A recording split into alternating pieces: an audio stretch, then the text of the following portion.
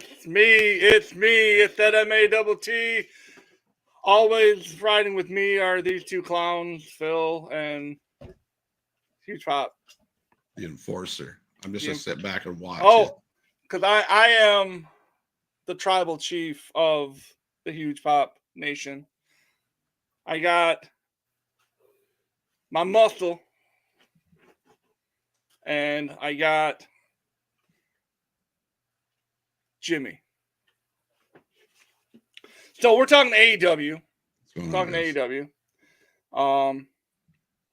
And so the card was they got Darby versus Sammy, Orange Cassidy, Bandito, Valkyrie, and the knockoff Bianca Belair, Jade Cargill, and then Kenny Omega, and I can't, yeah, and against Butcher and Blade, and then and Hardwood, and against Jarrett, and Wardlow, and Adam Cole promos. So, say that last name again. Yeah. I don't know. Takeshita. Yeah. Takeshita. Yeah. We're not fluent like you, Phil. Yeah. I don't even speak Japanese. I just know how to pronounce the name. Hello. Hey, Mom and Dad, what's going on? Thank you for being our supporters. Appreciate you guys. So let's start it off with Orange and Bandito. Sure. My man showed up and showed out. Each week, Orange grows on me. Each week, it just seems like he shows your mask. Thank you. That's pretty sick. It just seems like every week, Orange Cassidy shows me why I need to be a fan of his. Dead straight. He shows me every week why I need to be more of a Orange Cassidy supporter. And absolutely, he did it again. What's going on, Michael? Hey, we got all wrestling for life. We got sister and the mom and dad in the house, bro. And we got the main event, Jay and Mike. He's the fourth member of the bloodline. Woo! So we're just missing Sammy. We're just missing the Sami Zayn. Hopefully, maybe he's watching out there. But so what was your synopsis of what was your opinion on that the opening match with Cassidy and Bandito? Phil? Me personally, I thought it was a great match. Again, you've said every single week, Orange Cassidy has proven to you that there is an actual reason why this guy is a champion. Like, as much as he has he's pretty much the most comedic person in AEW. Like, basically, he's AEW's R-Truth. No disrespect to him at all, because R-Truth is a goat. But Orange Cassidy, like, as much as he gets everybody going, that as much as he gives you that, he gives you wrestling. As much as he is somewhat of a sports entertainer, he can be very, very technical. Same with Bandito. Bandito is a guy not to be slept on either. Former Ring of Honor world champion, as a matter of fact. And also a champion in Impact and AAA. But Bandito comes up and shows out too. he too kind of has that kind of gimmick, just just but the character, like, it works for who he is, who he portrays. Like,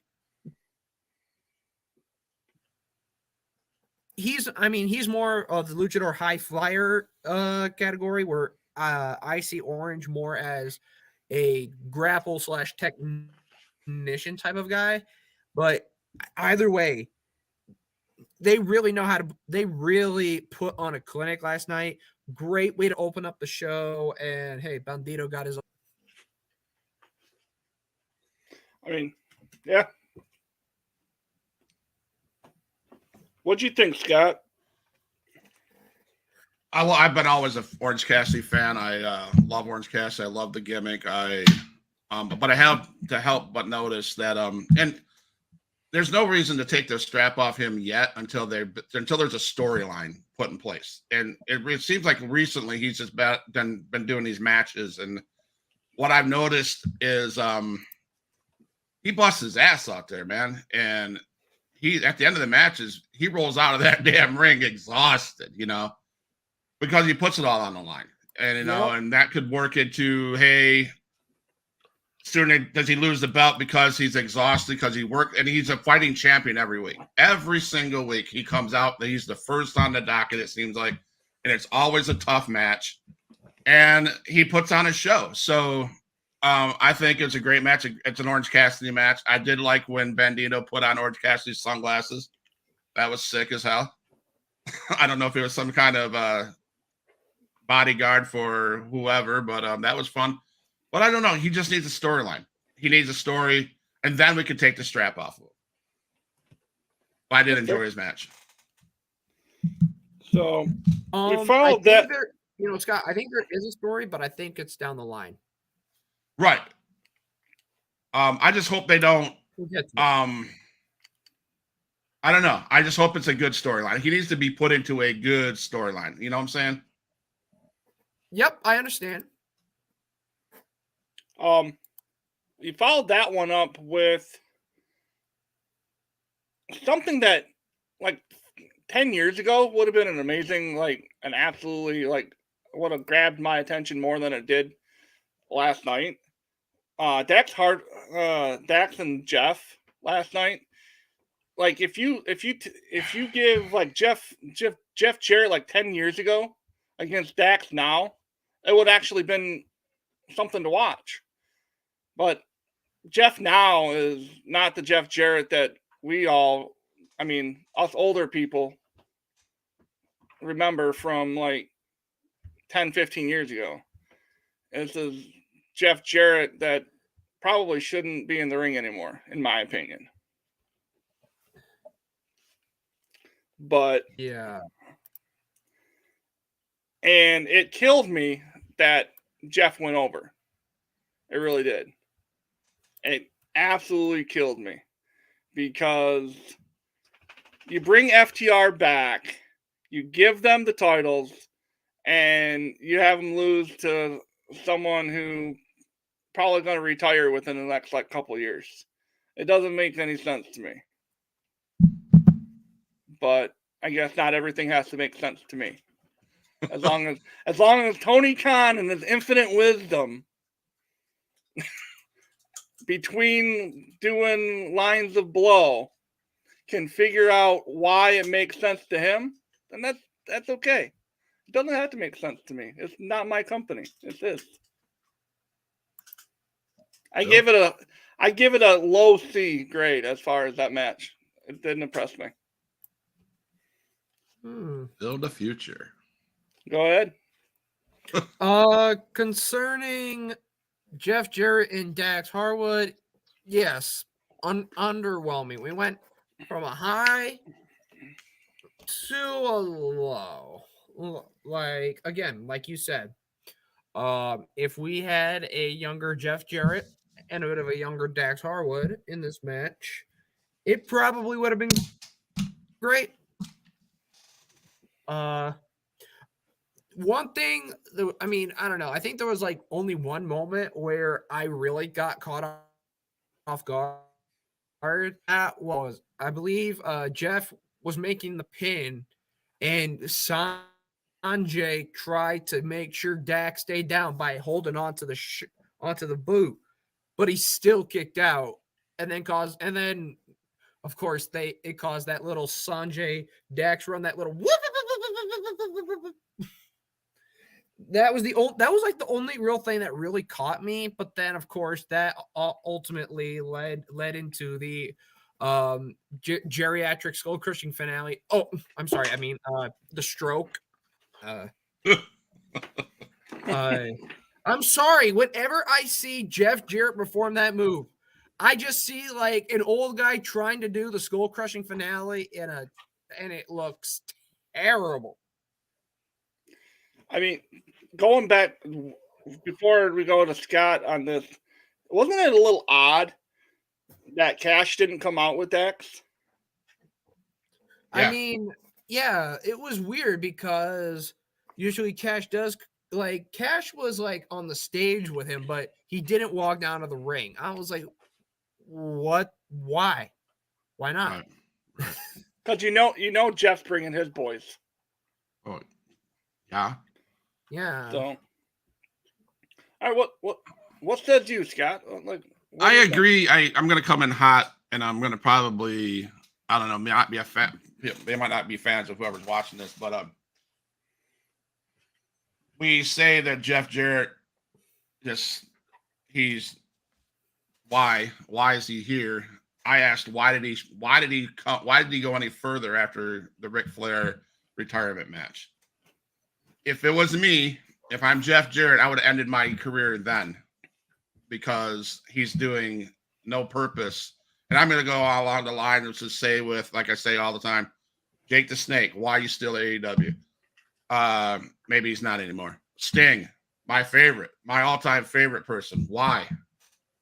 Get out before you either hurt somebody or make what is a great story career, because Jeff Jarrett had an amazing career. I say this about athletes like Brett Favre and like Aaron Rodgers. Why go further? Why do you need to put a bad mark on your career? I just don't like seeing Jarrett do stuff like this. Make himself, like you said, doing that finisher. No, dude, you did that finisher 10 years ago amazingly, but not now. Finish your career on a high note, please. That's all I got to say. Okay. Absolutely. Directly after that, Tony Khan announced that we have the Owen Hart Cup, aka the AEW version of the G1 Climax. I'm laughing at what you said earlier about Tony Khan. I'm watching it back in my head. Well, that dude looks so doped up on something. I was like, dude. Dude, he's either about an 8-ball in something, or like six pots of coffee in, and like. Well, so it takes place at Forbidden Door, which is when's Forbidden Door? What, 2 weeks, 3 weeks? It's happening June. It's happening in June. Hold up. June 24th. Reason I say that is that the show for AEW Dynamite before Forbidden Door, it's in Chicago, baby. So for 4 weeks, we're gonna have this tournament, and it's gonna end in Owen's hometown of California. And honestly, I had a conversation with Cody Cornett from TikTok. I was having a conversation with him, and he made a valid point. AEW is doing this for 2 reasons. They're doing it because it's their version of the G1. It's their King of the Ring. It's pushing a guy. They're going to pick a guy and they're going to push him. That's reason number one. Reason two, they're shoving it in WWE's face that they can use the words Owen Hart on TV and get away with it. Yeah. And I think the only reason they said that it's starting at Forbidden Door is because Owen Hart himself was in New Japan and, of course, was a former junior heavyweight. Or junior heavyweight. Junior heavyweight. Yep. So. Okay, I want to make sure I got that correct. Yeah. That's what they said on TV last night. And then we had that segment. We had because this is going to show how stupid I am. And you guys can jump all over me for anything, whatever. But why does AEW have the right to say his name and WWE doesn't? Well, is it because he died on WWE? Yeah, I know he died. We all know he died on died during the WWE pay-per-view Over the Edge, which is why they do. I think because of the accident that happened at Over the Edge. Okay. That is why WWE has never used another pay-per-view again called Over the Edge. And I believe from after there was all the legal stuff that went on, his wife, Dr. Martha Kent, went to say that I think just in memory of Owen, just for Owen, we're not going to put him in the Hall of Fame, and we are not going to keep mentioning him over and over, sullying his name. I don't know, but it is but I mean, you do make an easy point on why does AEW basically get the right to use Owen Hart's name to their advantage, despite the fact that we know everything that happened that led to his demise happened in WWE, other than the fact that there was the accident. Okay, I was just curious. The whole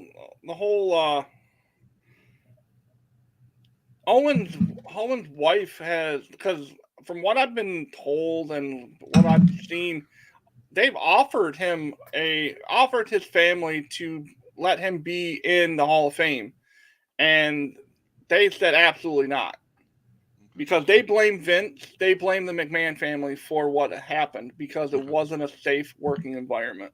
For sure. And right, I mean, we could have a whole honestly, they did a whole episode of Dark Side of the Ring on Owen, which is a really cool episode. Right. I mean, they did an hour and a half worth of just talking about Owen Hart, and I mean, we could do the same, but that's not what we're in the business for. Right. Next up, we have Wardlow was in action against, I think, a former football player from Alma College. Must have been. Yeah, it was absolute enhancement talent. It was, I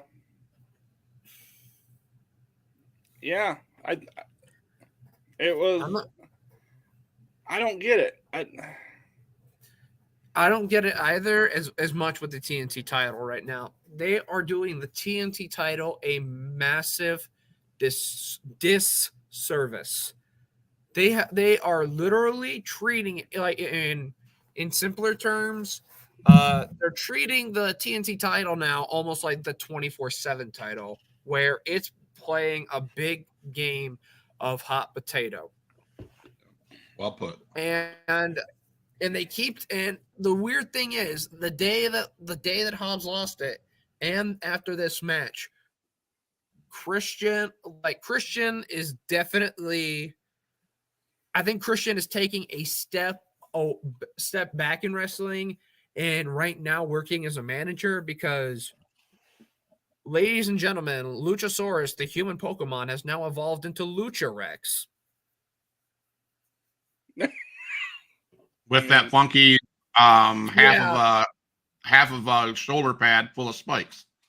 Yeah, Luchasaurus went the wrestler went from Luchasaurus being bit, a big green human dinosaur like Pokemon, like a I don't know, fighting type Pokemon Luchasaurus, and now apparently now that he has renounced his old Pokemon trainer Jungle Boy, he decided to join a new trainer, Christian Cage, and apparently Christian has done great work with him because he has trained Luchasaurus to evolve into his new form, which is now Lucha Rex, this red and black dino with definitely that's definitely going to be stronger than Luchasaurus.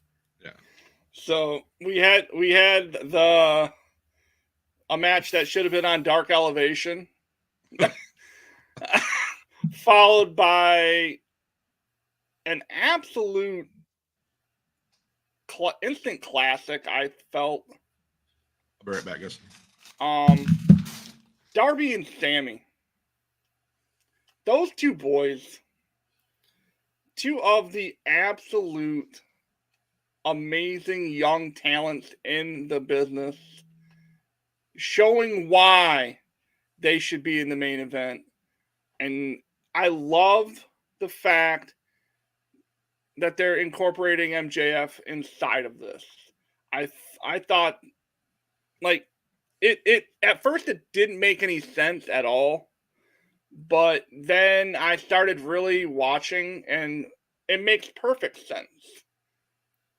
It does, and I love it. I love the fact that, because it's going to end up being, like, I think we've all said this before, when that first promo was cut, before Sammy and MJF got to be friends. You mean frenemies? Golden lovers? Like, okay. Yeah, they're golden lover. Frenemies. These guys are dating. I'm pretty sure they were making out in the back. Kissing each other on the forehead, going, I'm like, get a room, you two. I wonder who's the top. Who's the top and who's the bottom? I'm not.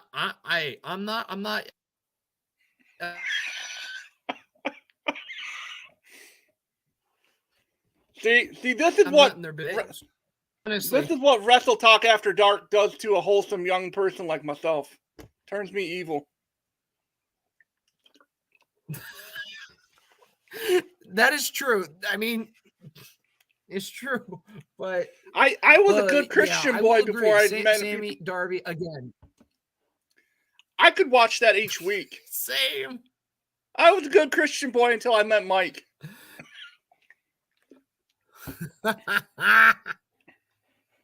Oh, Gina saying hello. Gina. But yeah, I will, but like, I guess digressing back to the point, Sammy Darby, they did have a good match.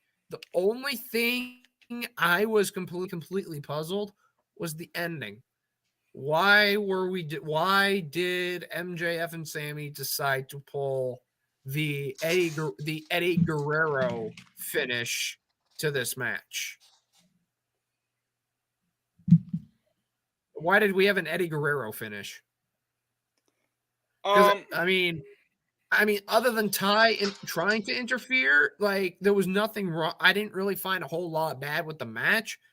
It was just to the point where MJF is like, "Oh, I'm mad. I'm gonna go up there. I'm gonna talk to you.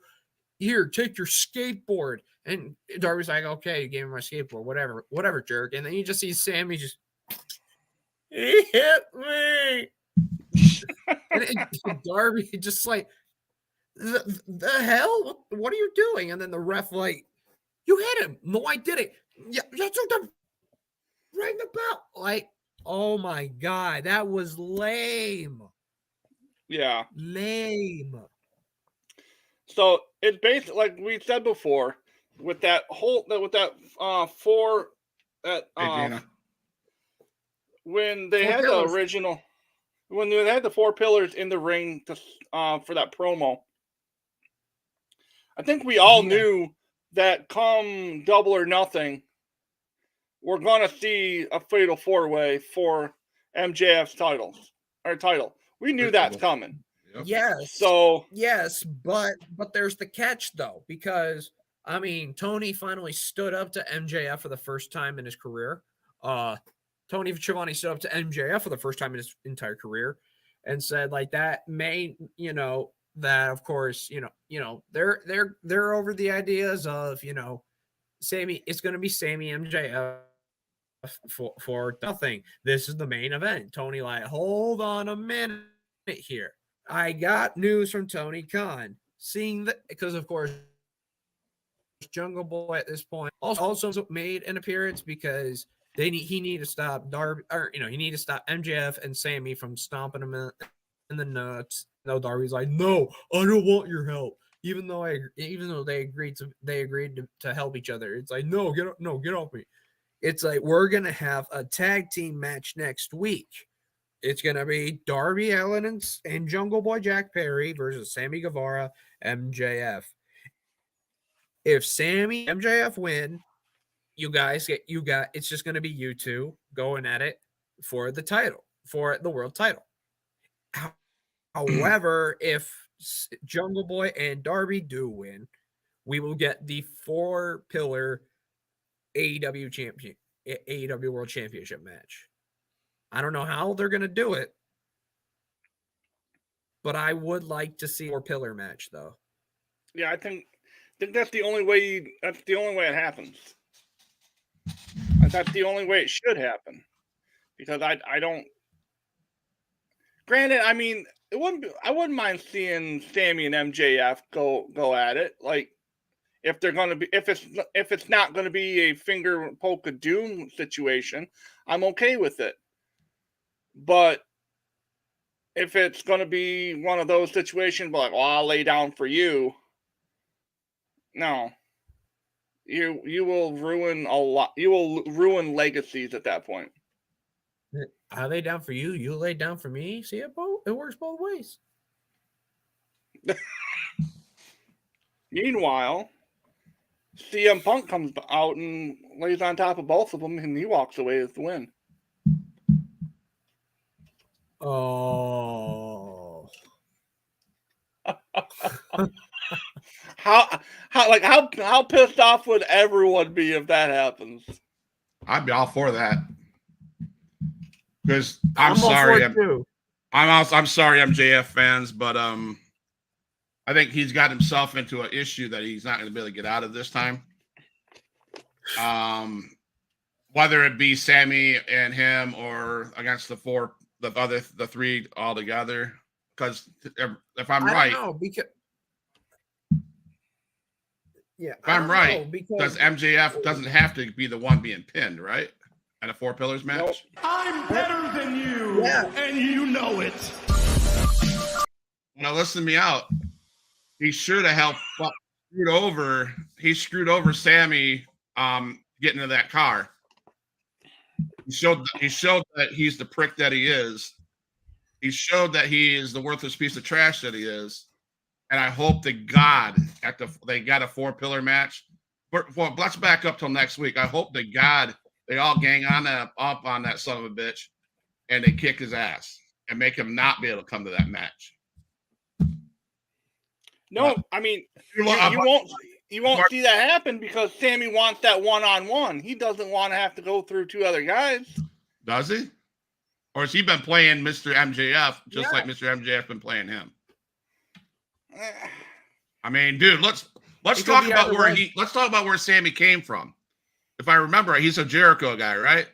Well, none of it Jericho none of the JA Society. But he learned from one of the best. And I mean, he learned from the best, one of the best, not the best, one of the best. And I just think that, and I don't know if that's where you take this, if you take the strap off MJF then or not. I mean, but I'd like to see it happen because I'm just that good. I think they need to hold off on as much as these young guys are amazing in the ring. I think someone bigger should be the one taking the title off of MJF. And I'm not talking like big like this, like a bigger name should be the one taking it off. I mean, Sammy's a big name, but they're not marketable people. I don't think anyway. Like they don't have a oh my god shtick. Like you look at the past champions.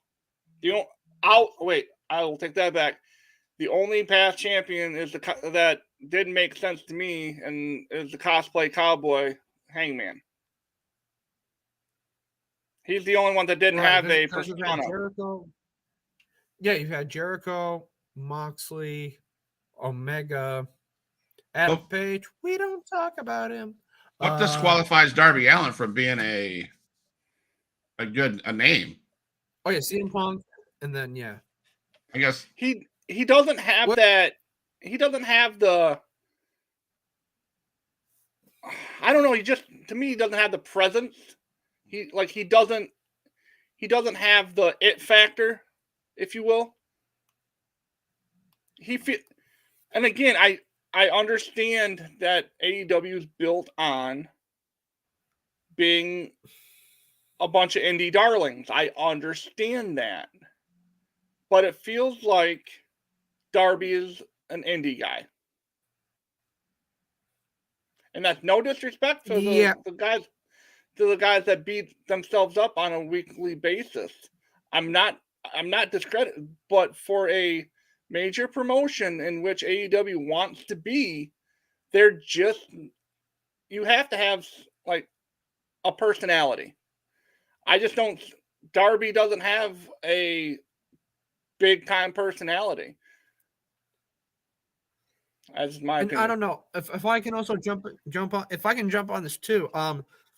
For me, just seeing Darby in ring style, in my opinion, looking at Darby, I feel like he's not going to see a chance with the world title in AEW.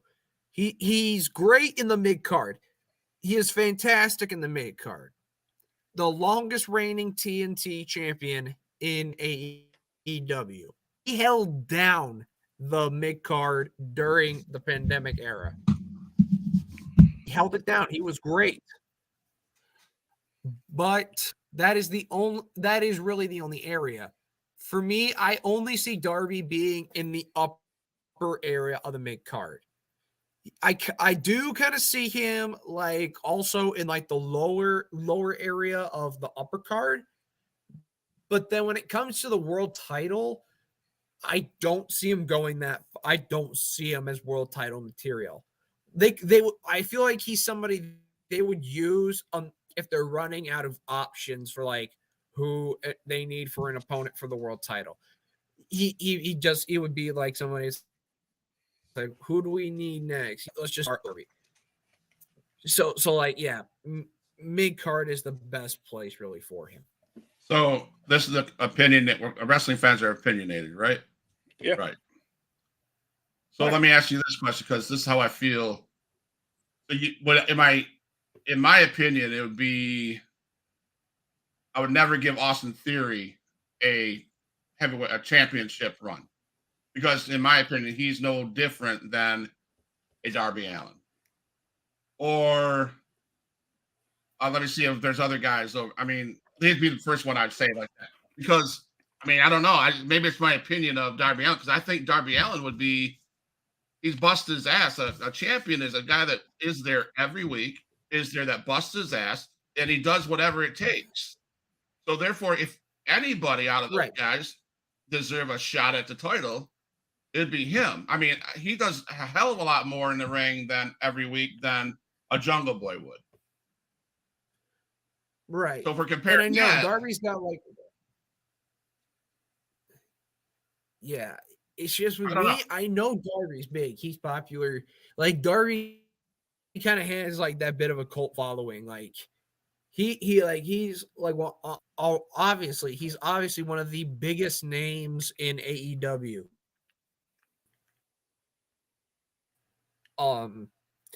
But I don't know what the real big similarity is between Darby Allin and Austin Theory, because Austin Theory has really been like he's kind of been a big breakout star. He started a bit mediocre, but like once they really worked on the character, he's also starting to get over in a sense. But Darby with his character has always been consistent. I think it's just the execution of his work in ring. Like, it's too kamikaze-ish, I would say. He's AEW. He's a younger, smaller version of Jeff Hardy. Jeff Hardy made himself big until he started getting in trouble. I mean, sure. I love myself some Jeff Hardy. I think it's great he's back. I really do. But I guess I like that style. I guess maybe that's why I like that style of wrestling. I like that style or entertainment or whatever you guys want, whatever we want to call it. Okay. So Roderick Strong came back and saved an absolutely atrocious. He saved that segment. He saved that segment. Yeah, that segment sucked. Yeah. Maybe Bobby Fish will stop doing his MMA gimmick and come and help too. I don't know. I mean, he's sort of like what is it?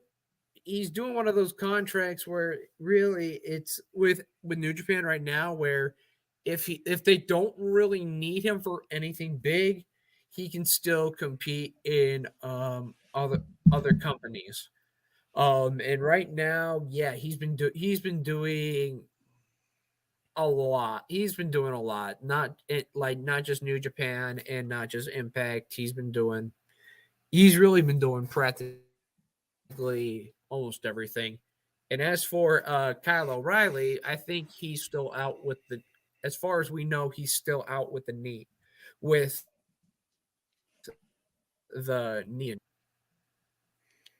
And then we had, what's really funny is that no one that had any connection or know anything about Roderick Strong in NXT, no one knew he got released. Yeah. I'm surprised that that they released him. That they actually released him quietly. In that we had no idea where he was until last night. Yeah. And and honestly, no, AEW and Ring of Honor are both are kind of like partners now, because obviously Tony Khan owns it. That's big. Roderick Strong is amazing. Oh no, he was in Ring of Honor. Like, if I'm correct, like he's been I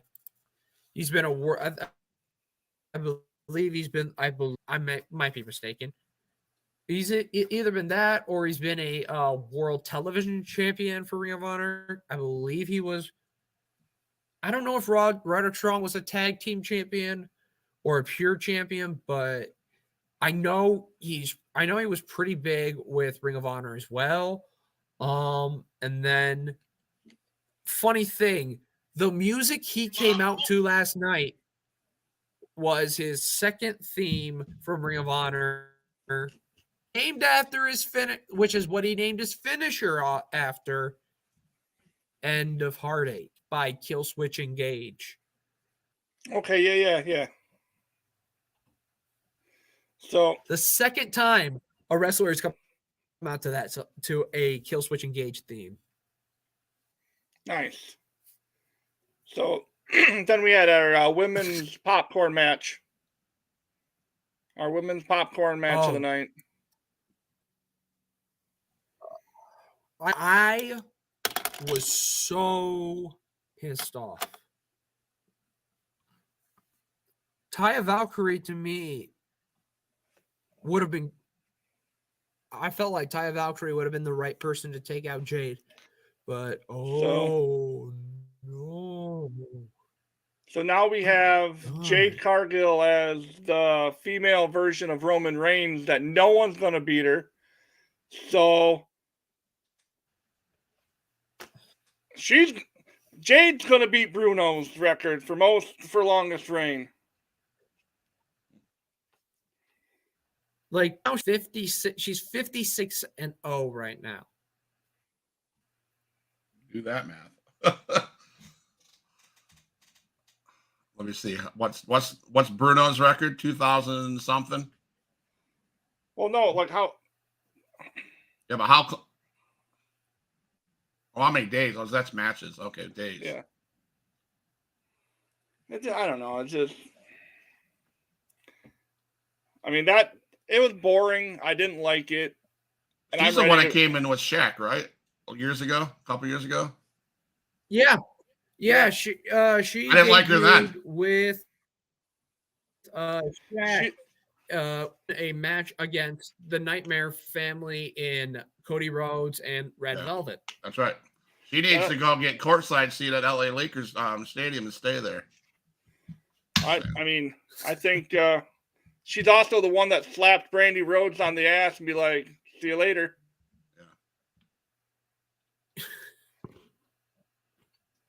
Like, well, so we had that match. That match, I honestly fast forward through. I had no interest because I watched a little bit of it. I had to watch half last night, half today. Really no interest. I honestly thought she was gonna win, even though Smart Mark Sterling, at one of the last moments, said that the funny thing is about that match is that Taya Valkyrie's finisher, which is called Rose to Valhalla, is literally the same finisher as Jaded. It's an elevated, I believe it's an elevated, technical term is, double chicken wing face buster, glam slam, obviously. But the thing was, Mark Sterling said, since, the finisher is Rose to Valhalla is the same as Jaded, Mark Sterling made the dumb stipulation that, like, you cannot use that finisher. You cannot use the Rose to Valhalla. If you do, you'll be automatically disqualified. Jade wins.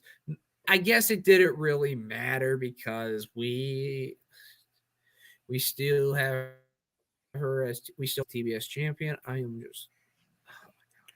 So the main event was Golden Lover 2.0 against Butcher and Blade. There's no way that Kenny Omega and Canuck Takeshita are the Golden Lovers 2.0. That's MJF and Sammy right now. Okay, well. They're kissing each other on the forehead. They're giving each other stars. They're hugging. And I'm like, get a room, you two. And do what you want in the room. I'm not going to, I don't need to know. This is a judgment-free zone. Exactly. Do what anyway, you're doing. I'm not going to bother you. So, I mean, yeah. Really, the match was meh. But what happened afterwards was something that the chaos that ensued after the fact was like nuts. The BCC showed up and just beat the shit out of people, in which that's fine because that's what they do. Oh yeah, Max clocked out RJ City at the beginning of the show. To quote Santi from, I don't know if you saw his video, his reaction video to when the Young Bucks showed up, he said, "Oh look, there's the White Usos."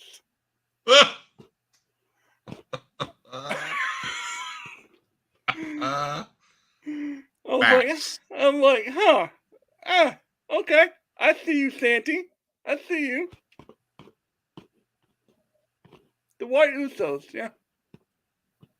Not wrong. On that note, He's not wrong.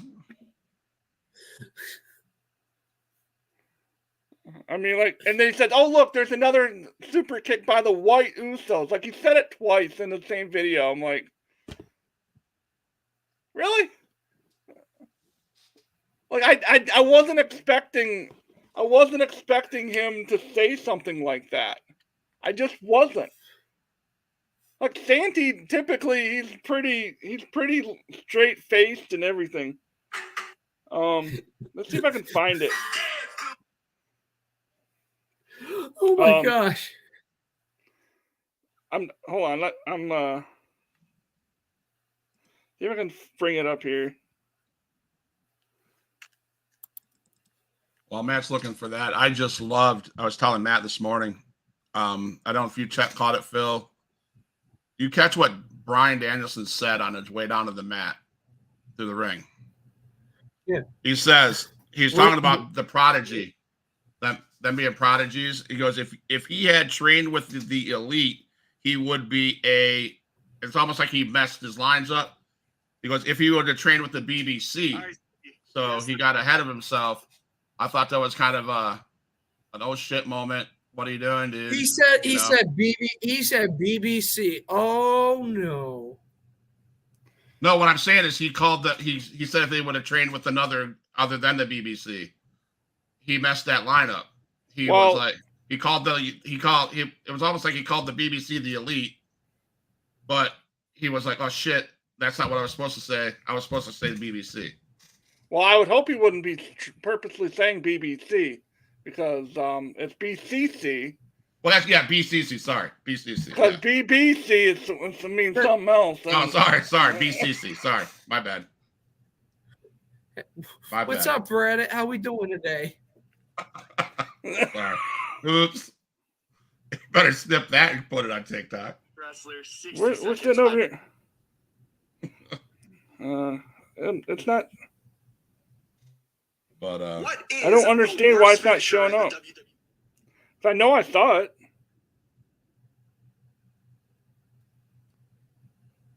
Well, that was a hell of a screwdriver attack on Takeshita. Did I say that right? Takeshita, yeah, that was yo, like the wound on his head. I'm like, I was like eyes open, mouth open, like, what is wrong with you guys? Oh.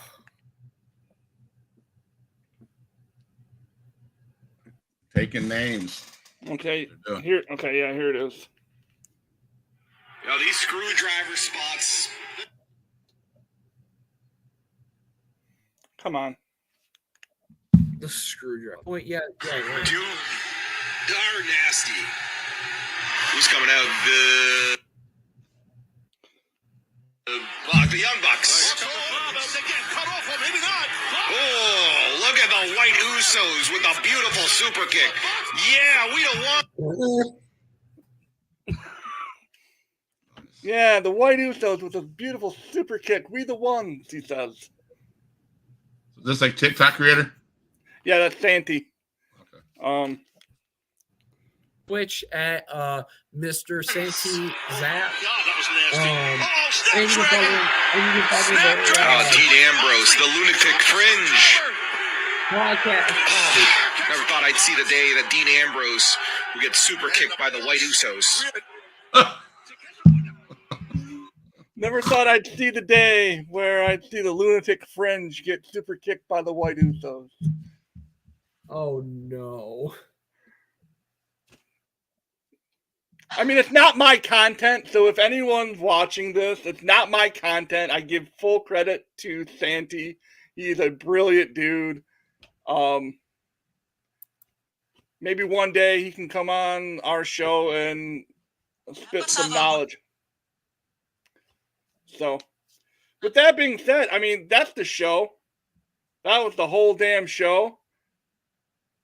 We even talked about what he was probably talking about at that convention that was in Chicago.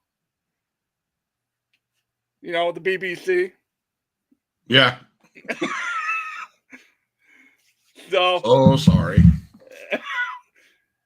That being said, that's kind of the most awkward ending to the Huge Pop Wrestling podcast. You can catch Phil with Free Talk Wrestling over on on all platforms that you see us on Tuesday nights after NXT. Is that right?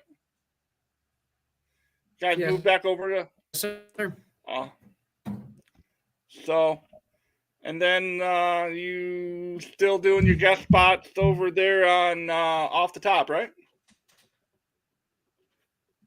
Yes, sir. So, and before you leave, don't exit out. When I end the show, stay in the chat. I gotta talk to you about something.